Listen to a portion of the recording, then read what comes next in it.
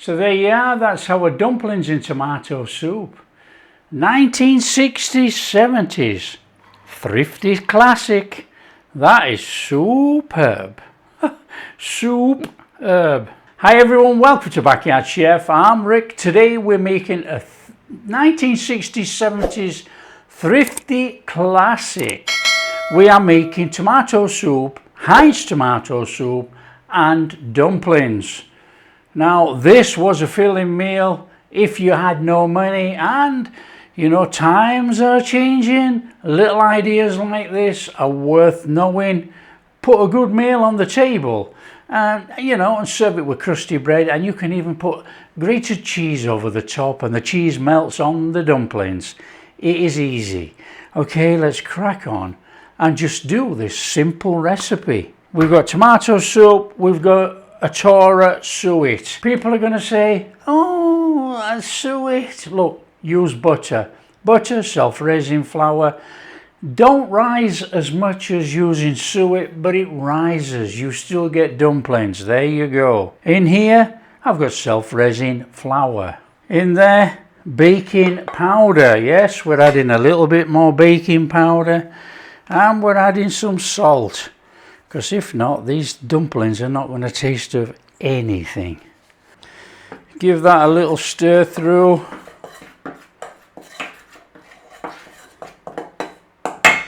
And then we're going in there with our suet. And mine's clumped up, look, because it's red hot. It's started to melt. But that's how it goes. It's the same as if you're using butter. So there you go, suet in there. Now, you do not have to do it this way, but this is my preferred way. I like to crumble it up with the flour.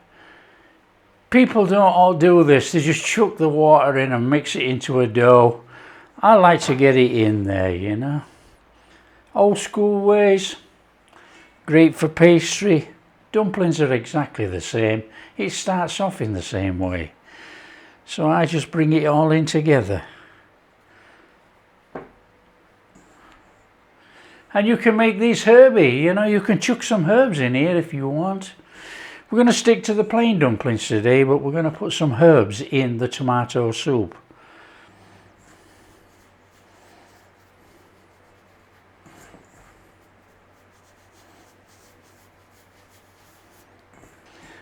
Okay, so that's nice and straightforward. Look, it's not all fine, but it's in there. It's in there enough. Now, we want to be adding some water. Touch and go this, you put some in, have a mix around, put some more in, have a mix around. We want a dough, and we don't want it too sticky. So we'll start with that lot. We're just going to grab this knife, just to stir it in to start off with. Now, the suet today, you can use any suet. Originally it would have been beef suet, but you can use vegetable suet. And for all those scientific cooks that come on and bleat a load of tosh, go research what suet is, okay? And if you don't want to use suet, and unfortunately a lot of places can't get it actually, you can make this with butter. And the reason why I'm saying go research it is because suet has been used in baking and cakes for hundreds of years. So all the people that bleat on about it's no good, sorry.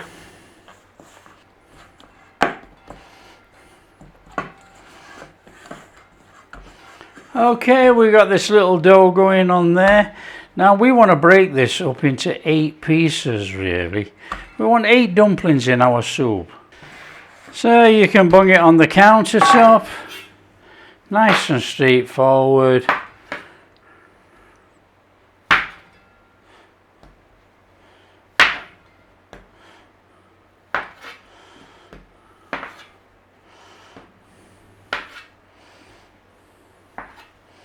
There you go, job done. Take your dumpling, and you don't have to do much with it. Okay, just bring it in. I mean, you can make a ball if you want, but don't squash the thing in. You know, you want to have it light and airy so it'll puff up. And if you get cracks and things in there, so be it. You get cracks and stuff on your dumplings. Superb. Now these are different sizes, but not to worry. There's going to be enough to share around. That's our dumplings. Okay, you need to be grabbing a pan. Right, I'm using tomato soup, Heinz tomato soup. You know, that was the regular go-to back in the 60s and 70s.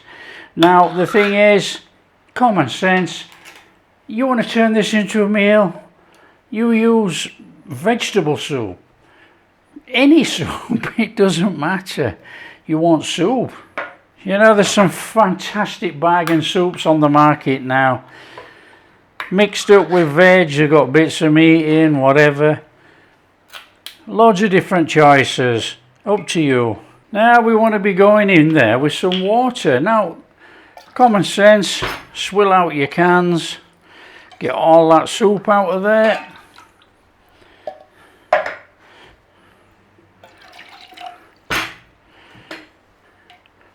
You know, there might be no blob of a pence in there, why waste it? And you can put as much water in as you like.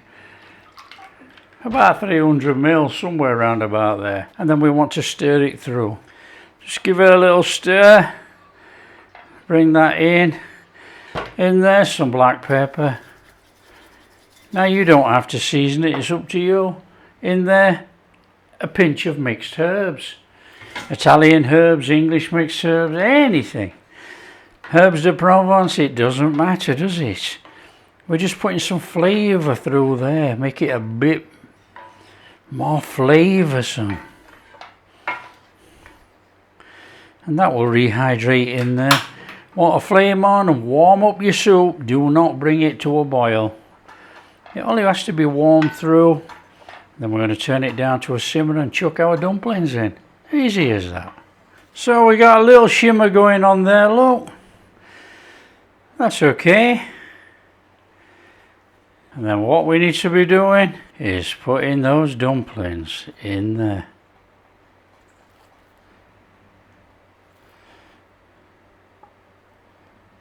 Stick a lid on. And we are going to cook that for about 20-25 minutes. Nice and steady, and they're going to puff up. Old-fashioned dumplings. There you go.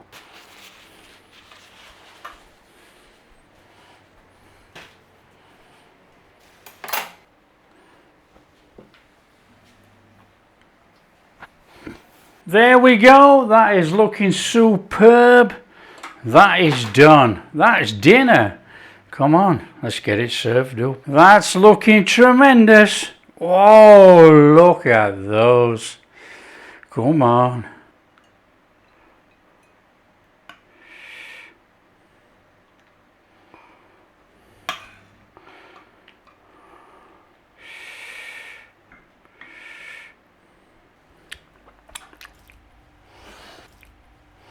So there you are, that's our dumplings in tomato soup.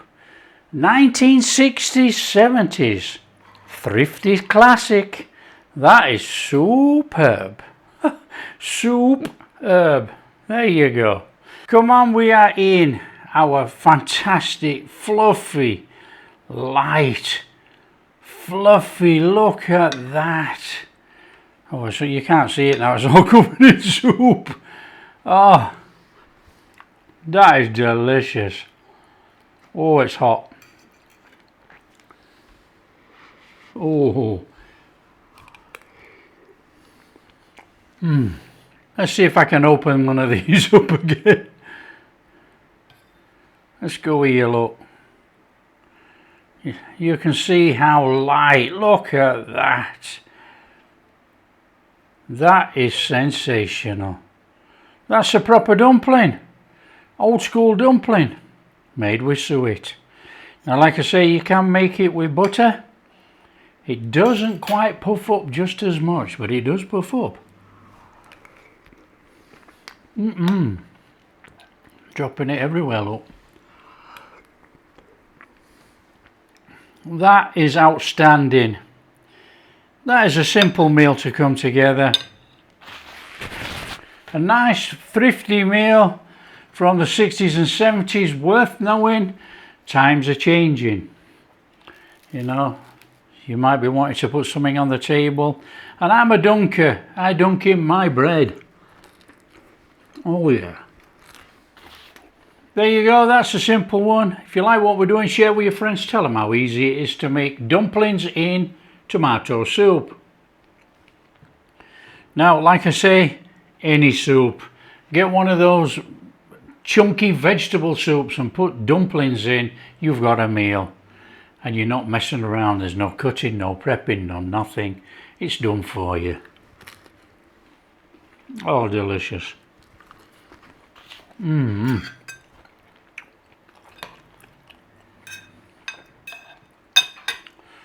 There you go. Sometimes you don't need a big meal.